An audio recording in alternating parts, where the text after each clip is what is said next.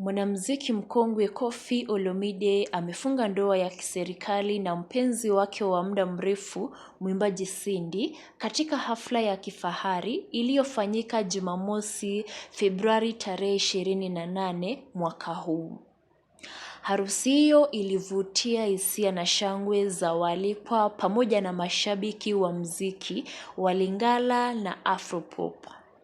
Tukio hilo lilikuwa la kipekee, likihusisha familia, marafiki na wasanii mbalimbali waliohudhuria kusherehekea hatua hiyo muhimu ya maisha ya wanandoa hao. Waalikwa waliingia kwa mtiririko wa heshima na iliripotiwa matumizi ya magari ya kifahari kuwabeba washiriki wa hafla hiyo.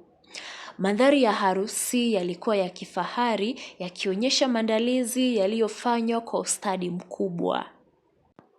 Wahudhuriaji walieleza furaha yao na kuwatakia wenzi hao maisha marefu ya pamoja, afya na mafanikio katika safari yao mpya ya ndoa. Mitandao ya kijamii imejaa salamu za pongezi na picha zinazodaiwa kuwa za tukio hilo, huku mashabiki wakionyesha furaha na shauku kubwa kwa hatua hiyo ya mwanamuziki huyo mkongwe.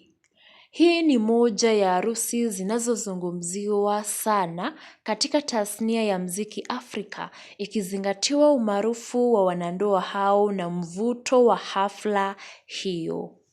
Umekuwa ukitazama Celebrity News Africa. Usisahau kucomment, kulike na kusubscribe.